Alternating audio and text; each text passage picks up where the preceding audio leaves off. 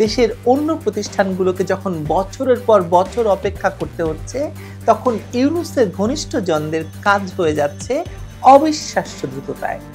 গ্রামীণ শব্দটি যেন ম্যাজিক। শব্দটি থাকলেই এখন যে কোনো কিছুর অনুমোদন পাওয়া যাচ্ছে। শোনা যাচ্ছে যে অনেকে এখন অনুমোদন পাওয়ার জন্য গ্রামীণ শৌচাগার খোলার কথাও ভাবছেন।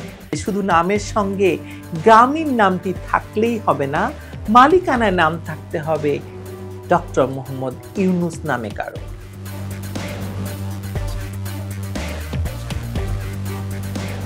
ডক্টর মোহাম্মদ ইউনূস অন্তর্বর্তী সরকারের প্রধান উপদেষ্টা হওয়ার পর তার সংশ্লিষ্ট প্রতিষ্ঠান গ্রামীণের বৃহস্পতি যেন তুঙ্গে। সরকারের কাছে চাহিদা মাত্র যাবতীয় সুবিধা পেয়ে যাচ্ছে গ্রামীণ সংশ্লিষ্ট প্রতিষ্ঠানগুলো। একই ধরনের সুবিধা পেতে দেশের অন্য প্রতিষ্ঠানগুলোকে যখন বছরের পর বছর অপেক্ষা করতে হচ্ছে, তখন ইউনূসের ঘনিষ্ঠজনদের কাজ হয়ে যাচ্ছে অবিশ্বাস্য দ্রুততায়। গ্রামীণ শব্দটি যেন ম্যাজিক। শব্দটি থাকলেই এখন যে কোনো কিছুর অনুমোদন পাওয়া যাচ্ছে। শোনা যাচ্ছে যে অনেকে এখন অনুমোদন পাওয়ার জন্য গ্রামীণ শৌচাগার খোলার কথাও ভাবছেন, কারণ গ্রামীণ নামটি এতই ম্যাজিক্যাল। গ্রামীণ নামটি থাকলেই যদি বিশ্ববিদ্যালয় থেকে পিএসপি লাইসেন্স সবই পাওয়া যায়, তাহলে হয়তো শৌচাগারও পাওয়া যাবে। তবে এমনটি হয়তো কেউ আসলে ভাবছেন না, কারণ সকলেই জানেন যে শুধু নামের সঙ্গে গ্রামীণ নামটি থাকলেই হবে না, মালিকানায় নাম থাকতে হবে ডক্টর মোহাম্মদ ইউনূস নামে কারো। তাহলেই সব অনুমোদন হয়ে যাবে নিমিষে। চলুন নজর বোলাই বিগত অগাস্ট মাস থেকে কি কি অনুমোদন পেল গ্রামীণ। সর্বশেষটা দিয়ে শুরু করি। গ্রামীণ ইউনিভার্সিটি ট্রাস্টি বোর্ডের চেয়ারম্যান মোহাম্মদ আশরাফুল ইসলামকে অনুমতি সংক্রান্ত চিঠি দিয়েছে শিক্ষা মন্ত্রণালয়ের বেসরকারি বিশ্ববিদ্যালয় ১ শাখা। চিঠিতে বিশ্ববিদ্যালয়টির ঠিকানা হিসেবে উল্লেখ করা হয়েছে ঢাকার তুরাগ থানাধীন দক্ষিণ দিয়াবাড়ি মেইন রোডের বাড়ি নম্বর ৬। উপসচিব রোকসানা বেগমের সই করা চিঠিতে বলা হয়, বেসরকারি বিশ্ববিদ্যালয় আইন ২০১০-এর ধারা ৬ অনুযায়ী শর্ত সাপেক্ষে প্রস্তাবিত গ্রামীণ ইউনিভার্সিটি ঢাকা স্থাপন ও পরিচালনার সাময়িক অনুমতি দেওয়া হয়েছে। তারপর আসুন, জনশক্তি রপ্তানির সনদ পেয়েছে অন্তর্বর্তী সরকারের প্রধান উপদেষ্টা অধ্যাপক মোহাম্মদ ইউনূসের মালিকানাধীন প্রতিষ্ঠান গ্রামীণ এমপ্লয়মেন্ট সার্ভিসেস লিমিটেড। প্রবাসী কল্যাণ এবং বৈদেশিক কর্মসংস্থান মন্ত্রণালয় থেকে জানুয়ারি মাসে লাইসেন্স পাওয়া এই প্রতিষ্ঠানটি চলতি মাসে Bangladesh association of international recruiting agency বা বায়রা সদস্যপদ পেয়েছে।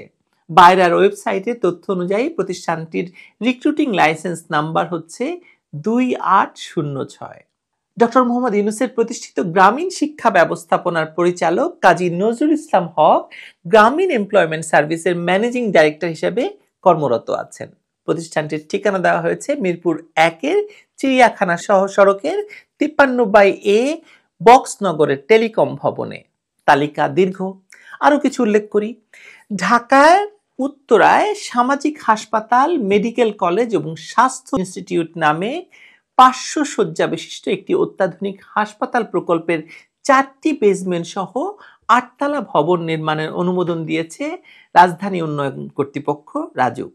রাজুকের পক্ষ থেকে পাঠানো এক প্রেস বিজ্ঞপ্তিতে জানানো হয়, দীর্ঘ প্রতীক্ষার পর অবশেষে আলোর মুখ দেখছে গ্রামীণ টেলিকম ট্রাস্টের এই অত্যাধুনিক হাসপাতাল প্রকল্প। মজার ব্যাপার কি জানেন, এখানেও সেই আশরাফুল ইসলামের নামে এই অনুমোদন দেওয়া হয়েছে, যিনি গ্রামীণ টেলিকম ট্রাস্টের প্রধান নির্বাহী কর্মকর্তা। তিনি বলেন, রাজুক এবং এর সংশ্লিষ্ট কর্তৃপক্ষকে বিশেষ ধন্যবাদ দীর্ঘ সময়ের ভোগান্তির নিরসন ঘটিয়ে হাসপাতালটির অনুমোদন প্রদান করার জন্য।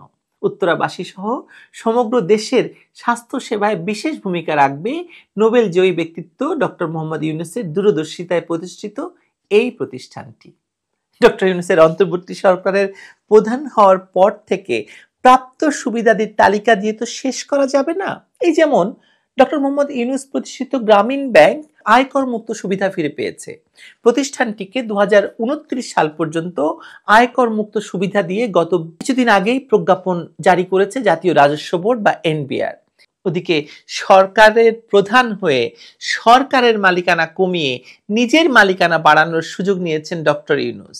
এটা গ্রামীণ ব্যাংকের কথা বলছি। গ্রামীণ ব্যাংকের মালিকানা 25% থেকে কমিয়ে 5% করার উদ্যোগ নিয়েছে সরকার। অর্থাৎ এতদিন সরকারের মালিকানা 25% ছিল, সেটা কমিয়ে আরো 5% করা হচ্ছে। সিদ্ধান্ত বাস্তবায়নের জন্য সরকার ইতিমধ্যে গ্রামীণ ব্যাংক আইন 2013 সংশোধনের একটি খসড়া প্রণয়ন করেছে। খসড়ায় বলা হয়েছে, গ্রামীণ ব্যাংক অধ্যাদেশ 1983 অনুযায়ী গ্রামীণ ব্যাংকের 25% মালিকানা সরকারের এবং বাকি 75% ঋণ গ্রহীতাদের। তবে প্রস্তাবিত সংশোধনীতে ঋণ গ্রহীতাদের কাছে ব্যাংকের 95% হস্তান্তরের পরিকল্পনার কথা রয়েছে। এছাড়া বোর্ডের অনুমোদনের ভিত্তিতে ব্যবস্থাপনা পরিচালকের মেয়াদ সর্বোচ্চ 65 বছর পর্যন্ত বাড়ানো যেতে পারে, যদি ব্যাংকের কার্যক্রমে তা প্রয়োজনীয় মনে হয়। পাশাপাশি নবনির্বাচিত পরিচালকরা তাদের দায়িত্ব গ্রহণ না করার আগ পর্যন্ত নির্বাচিত পরিচালকরা তাদের পদে থাকবেন। এই যে দেখুন, আরো কি পেয়েছে গ্রামীণ। ক্ষমতায় বসেই নিজের নামে থাকা সকল মামলা প্রত্যাহার সহ ঘোষিত সাজা বাতিল করেছিলেন ডক্টর ইউনূস। শুধু মামলা খারিজ আর সাজা মওকুফ করেই শেষ হয়নি তার কারবার।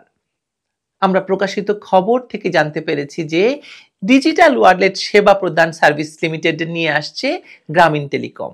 ইতিমধ্যেই বাংলাদেশ ব্যাংক থেকে সমাধান সার্ভিস লিমিটেডের নামে পেমেন্ট সার্ভিস প্রোভাইডার বা পিএসপি হিসাবে প্রাথমিক অনুমোদনও পেয়ে গেছে। নাজমুল ইসলাম জানেন না হয়তো, কিন্তু আপনি তো জানেন না কেন পেয়েছে? এখন সরকারও ডক্টর ইউনূস, সকল ক্ষমতার উৎস এখন ইউনূসের হাতে। ফলে তার গ্রামীণের নামে যা কিছুই যাবে রাতারাতি পাশ হয়ে যাবে, এমনকি শৌচাগারও। হয়তো শিগগিরই সারা দেশে ক্ষুদ্র ঋণ দিয়ে জনগণকে গ্রামীণ শৌচাগার স্থাপনের জন্য প্রকল্প পাশও হয়ে যাবে। এর আগে যেমন শক্তি দই, গ্রামীণ সোলার কোম্পানির ব্যবসা করেছিল দেশময়, এক গ্রামীণ হাজারো তার ব্যবসা। কি চমৎকারে দেখা গেল। ভালো থাকবেন।